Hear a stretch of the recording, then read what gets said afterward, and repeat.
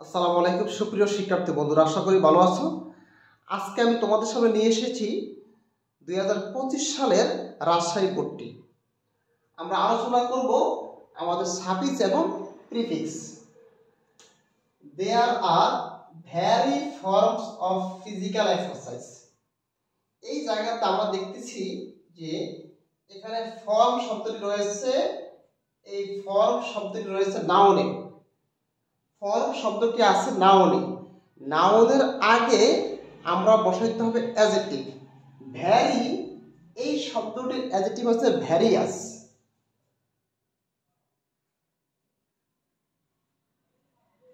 Various, তাহলে there are various forms of physical exercise. শারীরিক ব্যায়ামের অনেকগুলো প্রকার রয়েছে, বাট এভরি ফর্ম, প্রত্যেকটা প্রকারে is not sweet for all, তাহলে সবার জন্য উপযুক্ত নয়। শারীরিক ব্যায়ামের যে অনেকগুলো ধরন রয়েছে, অনেকগুলো প্রকার রয়েছে, প্রত্যেকটা প্রকার সবার জন্য সুইটেবল না বা উপযুক্ত নয়। এখন আমরা এখানে দেখব যে ভি ভার্ব রয়েছে। এই ভি ভার্বের পরে আমরা এখানে যে শব্দটি থাকবে এটা হবে অ্যাডজেক্টিভ। ভি ভার্বের পরে এই শব্দটি হবে অ্যাডজেক্টিভ। তাহলে সুইট, এই শব্দটির অ্যাডজেক্টিভ হচ্ছে সুইটেবল, তাহলে আমরা এখানে দিব সুইটেবল।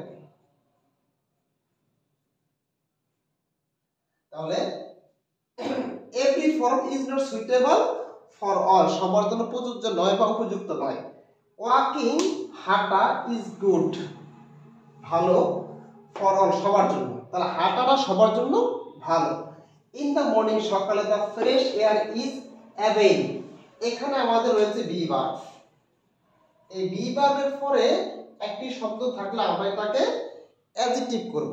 তাহলে অ্যাভেইল শব্দটির অ্যাডজেক্টিভ হচ্ছে অ্যাভেইলেবল, তাহলে এখানে আমরা দিব অ্যাভেইলেবল। তাহলে আমাদের অ্যাভেইলেবল শব্দটি হয়ে যাবে।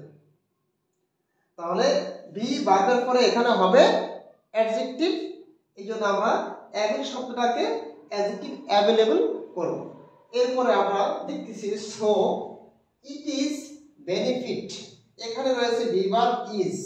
তাহলে বি ভার্ব এম ইজ এর পরে আমরা জানি অ্যাডজেক্টিভ বসে, তাহলে বেনিফিট এই শব্দটি হয়ে যাবে বেনিফিশিয়াল, অ্যাডজেক্টিভ হয়ে যাবে। তাহলে এটা হয়ে যাবে বেনিফিশিয়াল, উপকার। তাহলে so it is beneficial to health, স্বাস্থ্যের কাছে বা স্বাস্থ্যের জন্য এটা উপকারী। It is also very please, এই প্লিজ শব্দটি রয়েছে ভার্বে, তো ভেরি বা ইজ এর পরে অথবা ভেরির পরে আমরা এখানে বসাবো অ্যাডজেক্টিভ। তাহলে প্লিজ, এই শব্দটির অ্যাডজেক্টিভ হলো প্লিজিং। প্লিজিং এন্ড এনজয়, এটা হয়ে যায় এনজয়েবল, যেহেতু ইজ এর পরে এই প্লিজিং এন্ড এনজয় এই দুইটা শব্দই কিন্তু একই ফর্মে হবে।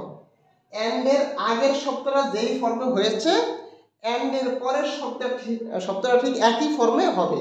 তার মানে হচ্ছে এন্ড এর আগেরটা যেহেতু হয়েছে অ্যাডজেক্টিভে, তার পরেরটা হবে অ্যাডজেক্টিভ। তাহলে এনজয় হয়ে যাবে enjoyable,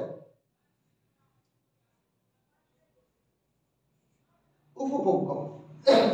it is also fresh, ফ্রেশেস, তাহলে আমরা দেখব যে এই যে শব্দটি রয়েছে এটা রয়েছে এখানে, এটা নাউন হিসেবে দেখা যাচ্ছে, তবে এটা অ্যাডজেক্টিভও হয়। ইট অলসো, যে সাবজেক্টের পরে এই অলসো শব্দটি হচ্ছে অ্যাডভার্ব, তাহলে এর পরে ইটের পরে সাবজেক্ট যেহেতু ইট, এর পরে আমাদের লাগবে ভার্ব। সাবজেক্টের পরে অ্যাসার্টিভ সেন্টেন্সে কি লাগবে? ভার্ব লাগবে। তাহলে ফ্রেশের ভার্ব হচ্ছে রিফ্রেশেস, ফ্রেশটা হয়ে যাবে রিফ্রেশেস, রিফ্রেশেস হয়ে যাবে। তাহলে সাবজেক্টের পরে আমাদের এখানে লাগবে ভার্ব, তাহলে ফ্রেশ এটার ভার্ব হচ্ছে রিফ্রেশেস। আওয়ার মাইন্ড, আমাদের মনকে রিফ্রেশ করে। দি নেচার বিউটি, এখানে বিউটি শব্দটি হচ্ছে নাউন, নাউনের আগের শব্দটি হবে অ্যাডজেক্টিভ। নেচার শব্দটি, বিউটি শব্দটি নাউন, নাউনের আগের শব্দটি হয়ে যাবে অ্যাডজেক্টিভ। তাহলে বিউটির আগে হবে ন্যাচারাল বিউটি, প্রাকৃতিক সৌন্দর্য। ন্যাচারাল বিউটি ন্যাচারাল বিউটি এটা হচ্ছে সাবজেক্ট, সাবজেক্টের পরে এটা লাগবে আমাদের ভার্ব, এখানে ভার্ব লাগে উইচ, মানে প্রাকৃতিক সৌন্দর্য আমাদেরকে মোহিত করে বা মুগ্ধ করে, তাহলে উইচ এটার ভার্ব হচ্ছে বি উইচেস, বি